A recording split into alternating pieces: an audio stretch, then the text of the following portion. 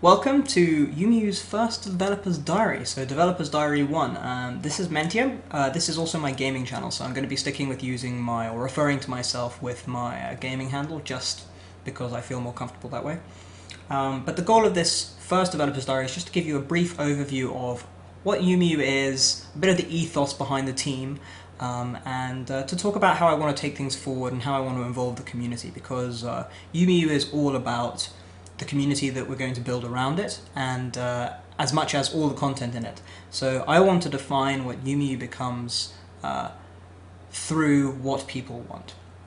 And a lot of games have done this, particularly, well, Minecraft has said they're doing it, but they didn't really. Marcus Persson, Notch, also regularly came out and said, I'm making a game I want to play, which is true. But this, in this case, with UemeU, the game that I want to play is the game that I see everyone else feeling like they were a part of creating. And that's my goal as lead developer and project lead. And I'm just hoping that this first Developer's Diary is going to give you a brief idea of the direction that UemeU is currently going in, and we'll give you a few ideas towards where it's going to be, where I want it to end up, which is all very, very exciting. So without further ado, we'll get started. As I said, this isn't going to be a particularly technical Developer's Diary. I'm not going to be talking about any particularly tough issues, and at the same time, it is also not going to be a tutorial. So I may discuss tools and particular advanced parts which we're planning on implementing or which have already been implemented, but I'm not going to show you how to use them here. Tutorials are going to be made available by other team members very soon. You can see here that this is the UemeU start page. So after you open UemeU, it currently uses the normal, it's being developed in Unity 3D. It currently uses the normal pop-up screen where you choose your resolution, although we will be moving that into the options screen inside the game soon enough. So you can see my real name, and we've got normal login screen. For those who've already been involved in the UemeU private alpha, you can see that the user interface has had a full-on workover, and I think this is the style that we're probably going to go with for the foreseeable future. It may need to be made slightly more complex if we add lots and lots of features, but I'm planning on trying to keep it as simple as possible, so hopefully we'll be able to keep the style. So currently this authenticates with a system called Scoroid, which is very, very cool. It's a system which allows you to put scores and scoreboards and things like that online, but we're going to be moving to our own authentication system very soon. When that happens, you'll be able to register on UemeU.com, and you'll be able to log in with those contact details. You can actually already register on the under construction UemeU.com website. However, this authentication, like I said, isn't hooked up to that yet. So continuing with the brief overview, we have, I realise my camera is slightly over the menu in this video, but I apologise for that, but there's not really much I can do about it right now because I've started. We've got single player, multiplayer options, help, and obviously lookout. So single player, you can play in your own world and build things, and there are a few advantages to single player. So at the moment there are bugs associated with things like physics and stuff like that, and you won't have those in single player. Multiplayer, you can basically have, the idea is to essentially have the whole experience which exists in single player in multiplayer. Options, as I said, we haven't done them yet, but this is where you'll be able to change things like graphics details and all that kind of yummy goodness, and the help is empty as well, but we will be writing up help documentation, tutorial videos and all of that very soon, because this is a little bit more complicated than a lot of games, but that's because of the power which it gives you to create pretty awesome things, which I'll show you some of today, not all of, but just a few, the ones which I just recently developed. So let's just get started. I'll talk about some of the options you have with multiplayer. Okay, so in multiplayer you have a few options here. You can either join a world, which will come up here and you'll see that they're all listed in there. These are the public ones. These says join public server. You've also got private servers, which are down here, where you just need to know the unique server name to connect, and it will connect you to that. So this is where you would connect if you wanted to just play with some friends and you didn't want random people joining or viewing your world. I do plan on adding permissions to worlds, so you can have a public world which doesn't allow anyone to build in it and things like that, so that you can kind of show off your stuff. So if you make something really, really cool in single player, you can come on here, load your world, and then make it private, so that only your friends can come in, or you can make it public and make it so no one can build, so they can just view it. That's the idea anyway. So if you went to multiplayer and you went new world, here is where you'd put in your server name. At the moment, we've set the maximum number of players in a single world to 10, although in theory it could go up to thousands. I've just set it to 10 for now because it makes bug testing a lot easier. It's very, very difficult to pinpoint exactly what thing caused a problem when you have hundreds of people doing different things every second. So public is that what I was talking about earlier. Public will make it appear in that join listings, and private will mean that somebody will specifically have to type in whatever server name you have to connect to you. So you'd have to put in like essentially the server name becomes like a password. So what I'm going to do for now, I'm actually going to connect into single player because I don't want anyone, I could set it to private and do that, but I'm going to set it to single player just because I don't want anyone joining. So here we go, we've just logged in, so this is created our world. Right now, the only terrain which is available to people is this kind of grid, which will be changing soon. The grid will still be one of them, where people can sort of create very complex items and stuff like that. But the terrains in general will be, you'll choose them when you create your worlds for the first time. Just to give you a brief overview of the interface, we used to have a two-sided interface, but we decided to move it to a one-sided interface simply because of the fact that in this game, because you're often doing large commands on lots of different objects and things like that, you need to be notified of what you've done. You need some sort of positive feedback. And also we wanted somewhere to put chat. Chat looks hideous right now, but it will look pretty like the rest of the user interface very soon. I just need to get around to doing it. So here we've got tools, the shapes that you can build with, the colors you can apply, the materials. You see we haven't even got an icon there. The materials you can apply, haven't got icons for lots of these either. They do work, it's just they've got no icon. You can apply those to objects. I'll show you all of this in a second, I'm just giving you an overview. Properties, which we can't show right now because we don't actually have an object selected, but that will normally show you the information about the object you've got, and things like gadgets and gizmos and such. Cameras, you've got free fly and orbit. And in your inventory you can load and save items which you've created in the world, and obviously with worlds you can save worlds and load them as well. So if you go back to the build menu, this is to move, so if you move an object, scale an object, rotate an object, copy an object, replace an object, flip an object, realign an object, that's not meant to be there, it's now in this menu over here. This will be here, and these are the world properties, that's things like sky color, terrain, settings. Weather is something I really want to add. I really want to be able to control things like how heavy it's raining, things like that. Heavy it's raining, is it sunny, is it dry, and it'll change things in your world according to those kind of settings. Is it a storm, that kind of stuff. Gizmos, gizmos are essentially graphical representations of how to control objects. So although you can control the objects which you build with W, S, and D, as I'll show you in a minute, or the arrow keys for that matter. You can also use the gizmo to drag arrows if you're more of a visual kind of person. I'm personally not, but one of our main builders is. She always uses the gizmo. This is the undo.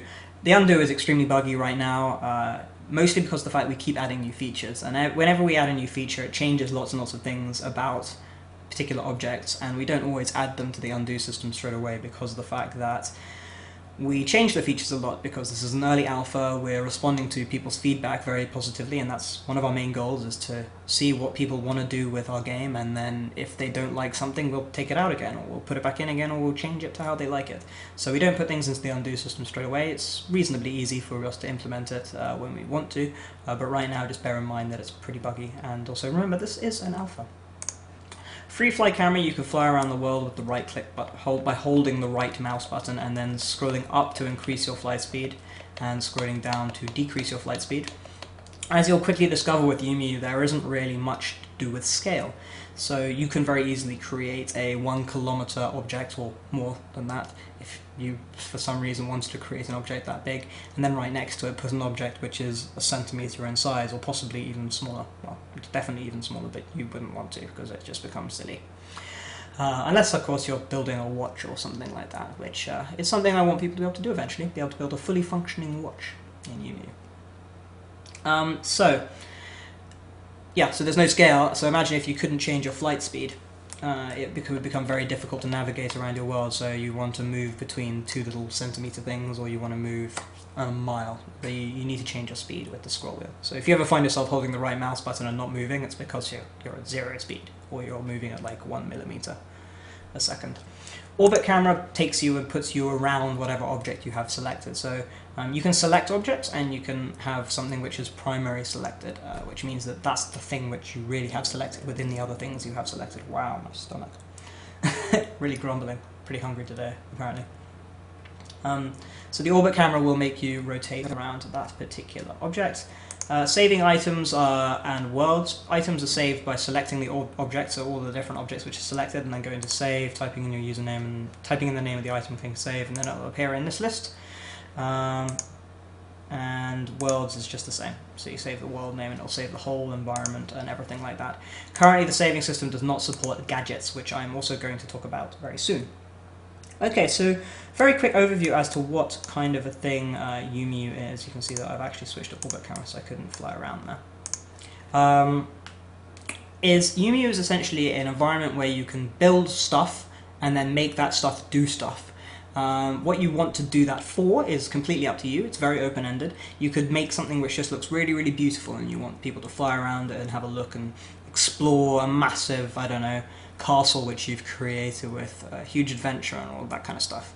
Obviously, doing that in a huge amount of detail right now isn't possible because it's an early alpha, but you can certainly do a lot of really, really cool stuff, as you could easily see over on our DeviantArt page, or you'll actually see I'm planning on doing a little bit of building towards the end of this, just showing you some of the tools and such. So you'll maybe have a few ideas of the kind of cool stuff that you can build nowadays. So building really beautiful things is one thing you can do. There's also this thing called gadgets. So not gizmos and gadgets, we get them mixed up internally as well. Gadgets add functionality to objects. And there are two types of gadget. There's a trigger gadget, and there are action gadgets. Trigger gadgets cause action gadgets to start, like to do their thing, and action gadgets just do something. So whenever you want to use an action gadget, you'll always have to have a trigger gadget as well. So one of the trigger gadgets is the key press gadget. So you add it to an object, and whenever you press a key, it will do whatever all of the action gadgets on that same object want. So at the moment, the only gadget we've added, I added it yesterday in fact, is if we open up a menu here. Here we go. So if we open up the properties panel, you can see here the only gadgets which we currently have are the key press and the random color. And what that does is you can see here I've just created a block with a texture on it, a wall texture on it. If we add to it the key press trigger gadget, so that will receive key presses. I can put in whatever key press I want there, and this will choose that chooses a random color and applies it to the object. So at the moment that's set to P. I can set it to whatever I want, so I'm going to set it to I just because I feel like showing you I can change it. And then if I tap I, you see it will pick a random color and apply it to the object. So you can already imagine that means you can put, let's say I wanted to put another one of these objects next to it, so let's just choose a different shape for fun. Let's make a what's a fun shape? Let's make a blah. I don't know. Let's make an egg teardrop shape right here. Just scale it up a little bit to make it so you can see some of the other things that you can do. There we go. Move it up into the air. There we are. So there's that, and let's change the material away from these bricks. Let's make this like a. Let's see. Let's go with, well, what about glass? Glass is pretty cool, right? So let's make a glass egg. You can see it's nice and shiny. Once again, you can open up the properties panel, enable gadgets, add the gadgets you want to add, so key press and the random color. And you know how I set that one to I can set this one to P. So if I close all of those, and now if I go IP, you can see that when I press P, it changes the color of that one. If I press I, it changes the color of that one. So you can already think, you can make some very, very simple games with this. So let's say you were playing in a world, you could play that, like memory color game by pressing different buttons, and it would randomly choose one of the different ones to change the color of. There are a few things you could do with. This was just an example gadget to show that this was something that was indeed possible. I'm hoping you can't see that my mouse is for some reason doing something in the background. I don't know what my computer's trying to do right now. Probably updating. Go Windows, update. Okay, so that just shows what the concept of gadgets, and essentially it allows you to do stuff like that. So I'm just going to remove some of those. See, it removed them all when I removed the gadget from that. And that's from that one, because that one's the yellow. The yellow one is the primary selected object. So you can see that I actually have both objects selected, but the primary selected object is the one that's yellow. So here, this has got this key press gadget, so I'll take those off. Now, I'll also show you some of the other things. Gadgets don't always have to be axe or trigger gadgets, so when I said there were two, I kind of lied. There's also a third type, which are ones which just add special features to gadgets.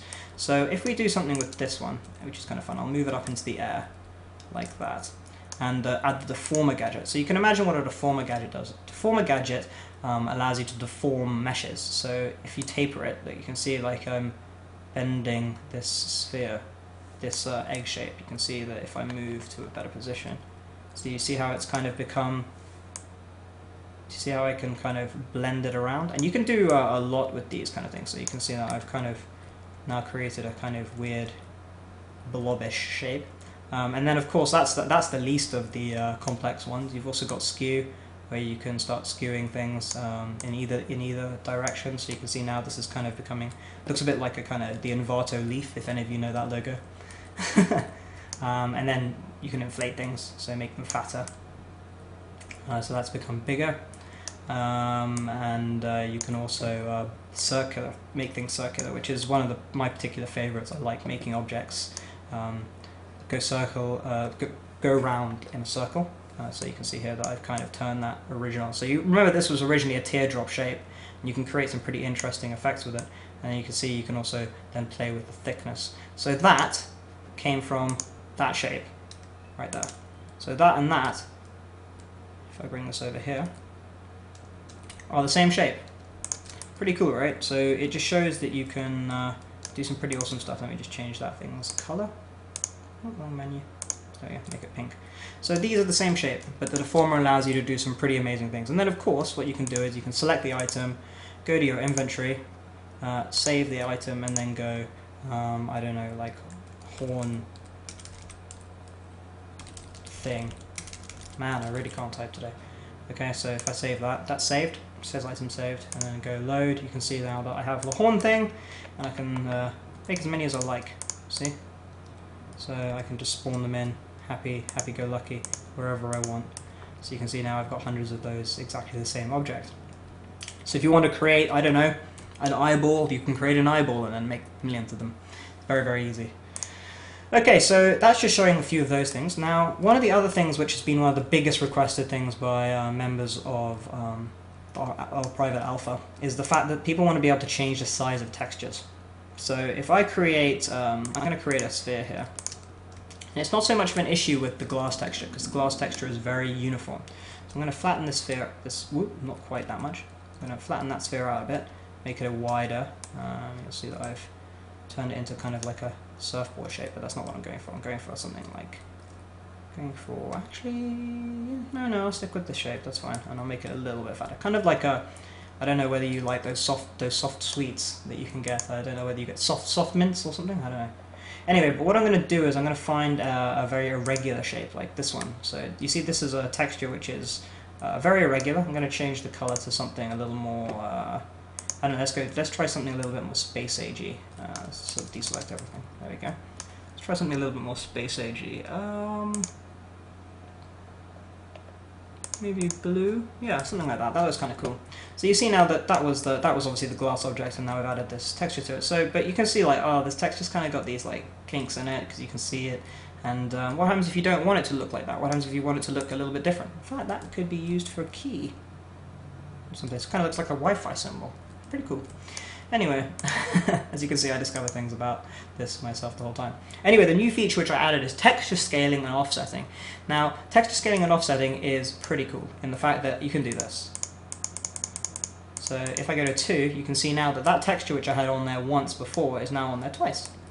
And obviously I can go up and up and up and up and up and up and up and up and up and up and up all the way up to there. And if I go to 20, there we go, you can see that this object is now something completely different, and obviously you can also scale it. I just scaled all of that in the X direction. You can also scale in the Y direction. So let's see, check that out. I also plan on allowing you to animate these things eventually, so there'll be a gadget which can animate textures. So you'll be able to make this kind of go like, literally go whoom, like that. And I personally think that looks very cool. And if you had that on thousands of objects in the world, I think that would look pretty awesome. I mean, look at that. It's pretty. That's extremely detailed now, and the texture looks great. So that's just an example of the new texture features which we just added at private alpha testers' requests. I think that actually looks pretty cool. I might save that. I can build it again. It's pretty easy. So that shows off the texture features, I guess. At the moment, there are a few problems with textures and things like that. So I just built that feature literally 2 days ago. So when you save these, it doesn't actually save the edited textures in. It doesn't save what I've done with the texture. So if I actually clone this with the 4 button, you'll see that it actually has the original. It doesn't copy the information that it's required to do this yet, but I'm going to be adding that feature soon. Once again, this works all in multiplayer, so if you're with somebody else and they wanted to, they could come over and open this up and fiddle around with it and play with... oh yeah, offset, by the way, allows you to do that. So let's say, for example, you wanted to make a propeller. You could with a texture similar to this, and look, you can just rotate it. And I'll make a gadget which could do something like that over and over and over again. So go from 0 to 1, and then 0 to 1, then 0 to 1, so it'll look like it's just spinning. So these are things which we're planning on adding animated textures. It's going to be cool. Trust me on that one. So yeah, that's a perfect example of how you can change an object's appearance completely by doing that. And then once again, you know, like as I showed you earlier, we've got the gadget here, so I can add a key press trigger, add a random actor color, and then make that, yeah, I'll just leave it as P, and then look, I can do that, and then just rummage through all the different colors and all that kind of thing, make some sort of fancy disco lights, and that was pretty lucky, it ended up on the same color at the very end. Actually, I think it's, yeah, it's one darker. We have quite a few colors, as you can see. Totally not opposed to adding more colors. If people are saying, oh, we need more colors, then I will most definitely add more colors. There's no problem with that. There's no limit to the number of materials we can have. One of the things we're thinking about is having multiple shape categories, so complex shapes, simple shapes, that kind of thing. Shapes which you can only see from one direction, lots of things like that, and all of that kind of thing. So at the moment you can see that we're a lot further down the line on things which are like the building aspect of this and creating things, and we've just started working into the gadget. Now, one of the concepts which I haven't touched on yet is the fact that I'm planning on people... At the moment you do have an avatar, so while I'm flying around here I am this kind of little orb thing. We are redesigning that to make it something slightly more unique and special.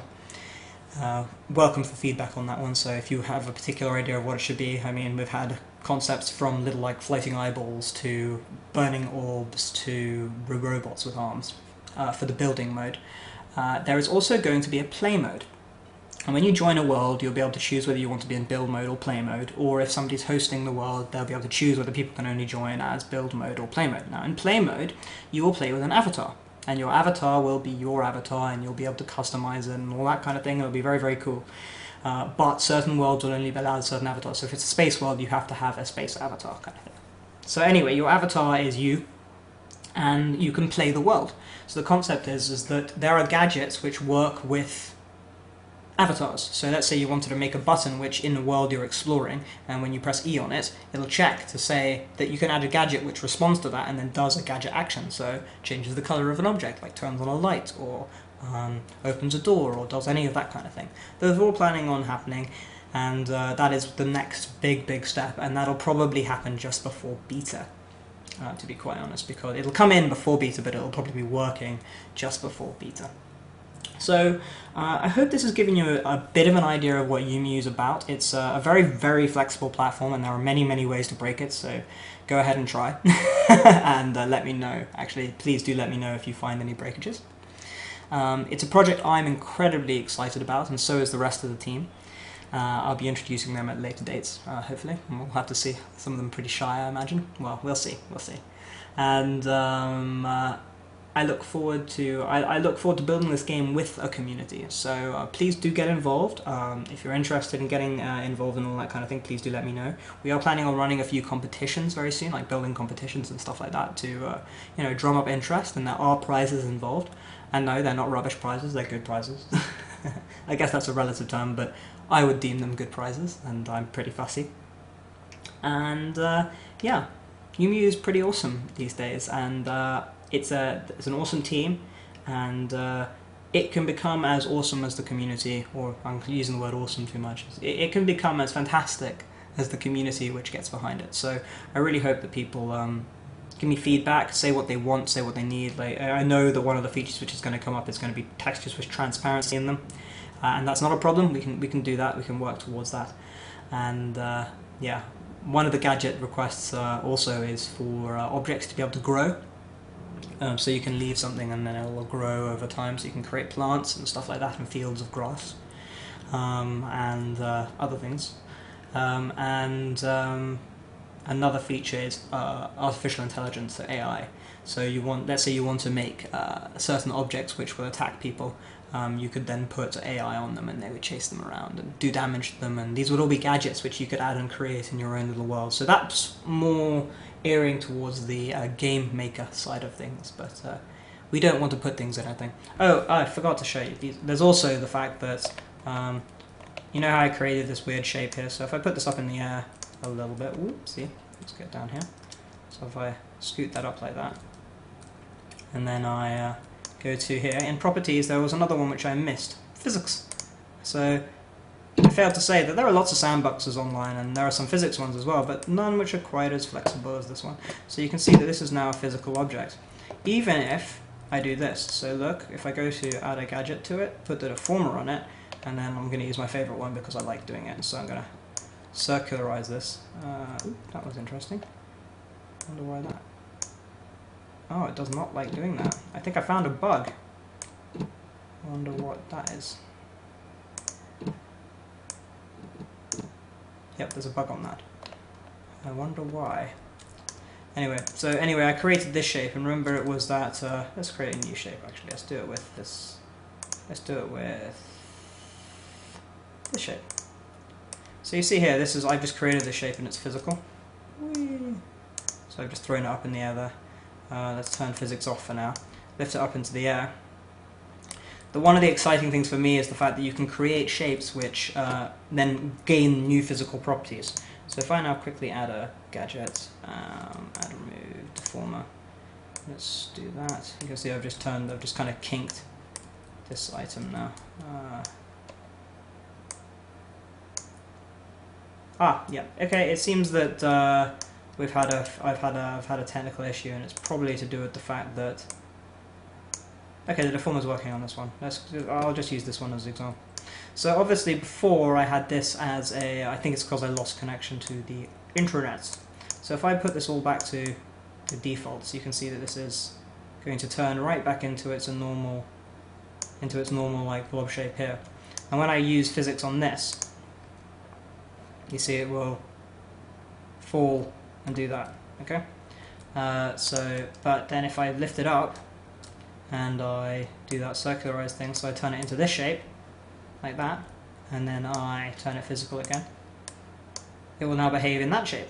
So you can see that you can make, for example, a ramp and then drop a ball down and it would fly off and do all that kind of thing. So that's another thing that people love, physics sandboxes, and this is certainly aiming to be one of those, although we still have some kinks to work out in multiplayer. Anyway, as you can see, it is definitely an alpha, and there are certain things associated with it which need some work, but UemeU is an exciting project, and I hope that you get behind it. I'm very passionate about it, and I know the rest of my team are. I also know some of the private alpha testers are, and I hope that you'll come and join us when we go public alpha. Please let me know what you think, and thank you for watching the first. It wasn't really so much of a developer's diary, this one, more like a product tour, in sort of a product development tour kind of thing.